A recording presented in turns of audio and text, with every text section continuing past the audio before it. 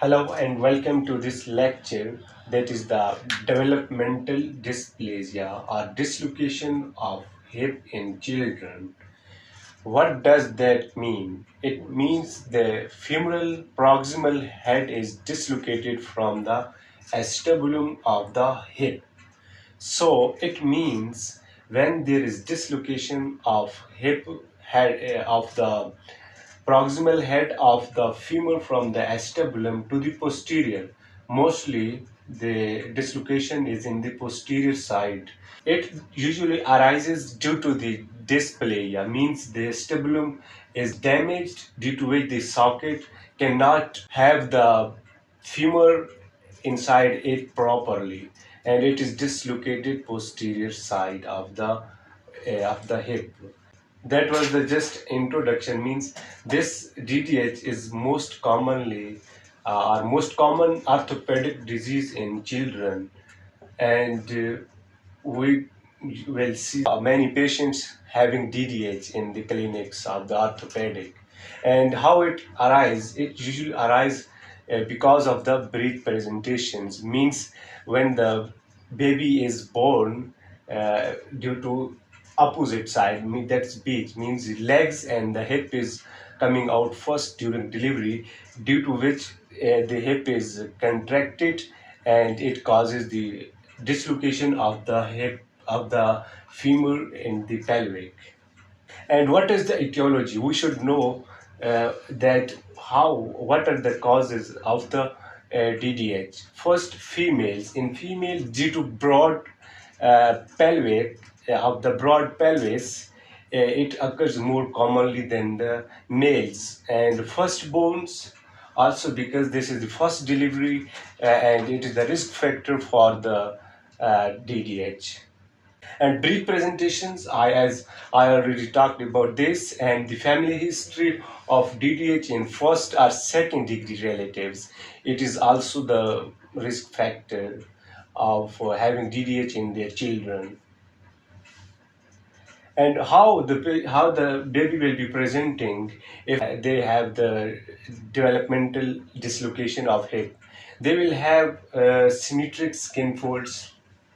Why? Because of the head of the femur head is dislocated uh, to the posterior side, and one side of the hip will be not normal. So there is asymmetric skin folds in the hip.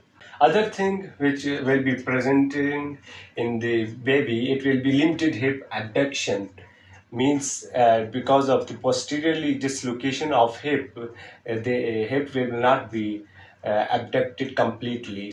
And what we do in the screening or diagnosis of DDH, we have three tests and one is sign. Three tests. What Barlow test?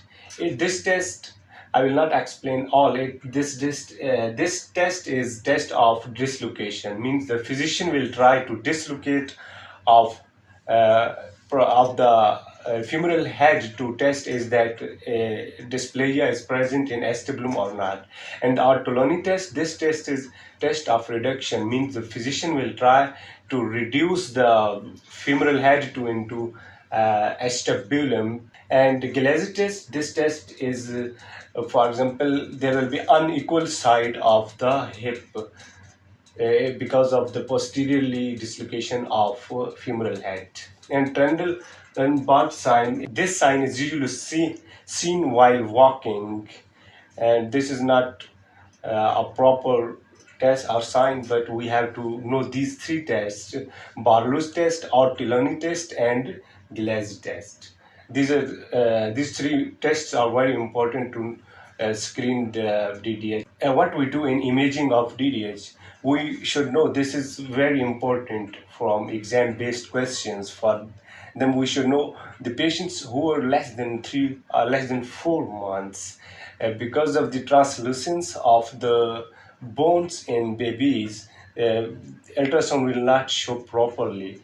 That's why we don't rely on ultrasound for diagnosing the DDH in children who are less than 4 months. Okay. And in treatment, at the end, we should know that how we treat the patients in DDH. For example, we categorize our these things on based on the ages of the children. Less than 6 months, what do we do? We only put the abductor bracing, that is the public harness. Means we will put a brace here and abduct the hip, and we will see the results within 4 weeks that it will be the femur head will be slowly reducing to its side, and the patient, the children who are between 6 to 18 months, the femoral head is post reduction, and we put the hip spica cost. And the children who are more than 18 months, we do the open reduction of the femur inside the stibulum plus hip spica cost. For the complications of DDH, we should know that it is possible to have hip bone contractures and the AVN, avascular necrosis of femoral head. This is most important. So to prevent these things, we should treat the DDH within time. So if we have treated in young ages of children, there will be less chances to have in future.